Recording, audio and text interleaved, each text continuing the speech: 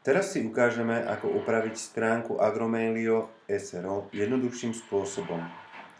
Opätovne klikneme na stránku a dopíšeme wp-admin.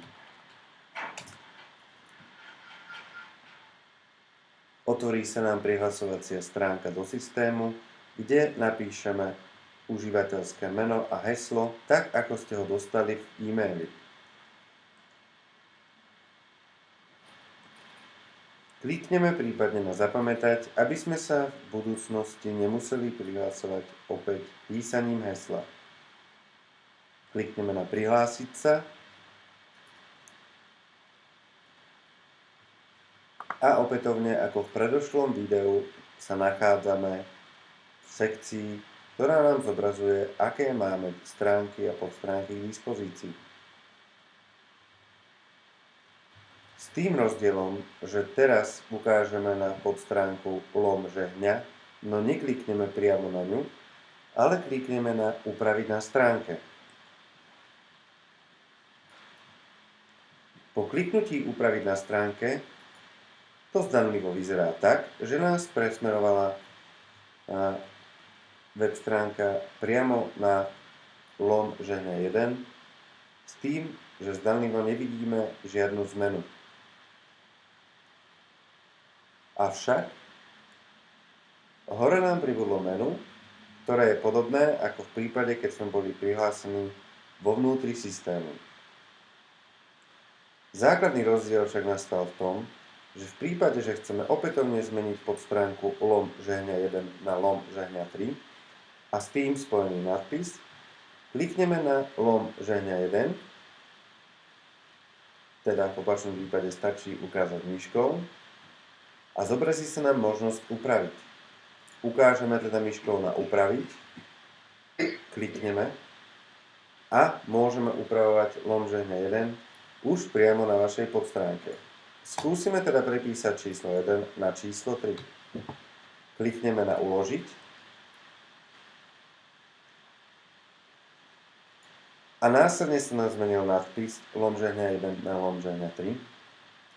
V prípade, že chceme skontrolovať, či sa nám zmenil nadpis aj v menu na stránke, potrebujeme stlačiť tlačítko F5 na klávesnici alebo klikneme na obnovenie stránky.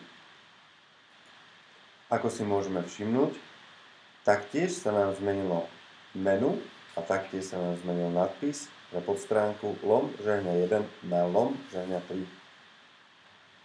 Tým istým spôsobom môžeme upravovať priamo na stránke aj texty s tým, že rovno vidíme pri prepisovaní a robení zmien, ako dané texty vyzerajú priamo na stránke. Čiže opätovne ukážeme na text, na tlačítko upraviť.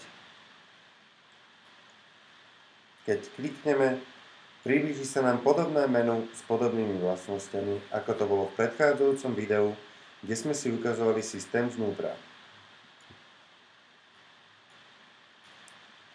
Klikneme teda na vetu alebo na slovíčko LOM, prípadne si opätovne pridáme vetu ako v prípade videa číslo 1. To znamená, že klikneme na konci vety Enter, aby sme doplnili testovaciu vetu v podobe test vety na stránke.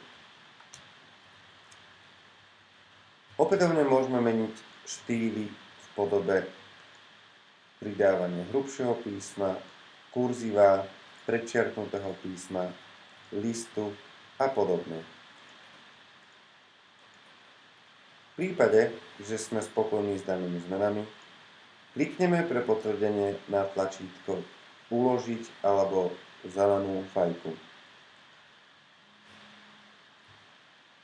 Následne si môžeme všimnúť, že nám pribudla veta takisto ako v predošlom videu, priamo medzi vety spracovanie andezitu a hornina.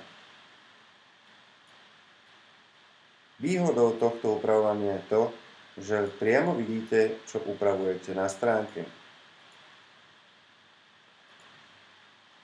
Taktiež po kliknutí na upraviť a priblížení menu môžete kliknúť na tlačítko Vložiť alebo Insert kde je taktiež možnosť vloženia obrázku, podobne ako to bolo v predošlom videu.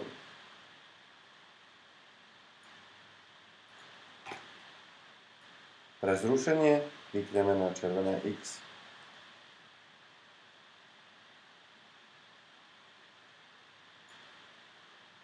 Ak sme ukončili prácu s upravovaním textu, klikneme na ľavý horný odkaz Region Web a na tlačítko Odhlásiť sa. Následne sme sa odhlásili zo systému. V prípade, že si chceme skontrolovať našu prácu, klikneme na www.agromenio.sk. Ako si možno všimnúť, lom žehňa 3 ostal zmenený a po kliknutí vidíme, že sa nám zmenila a pribudla veta test vety na stránke. Ďakujeme za pozornosť.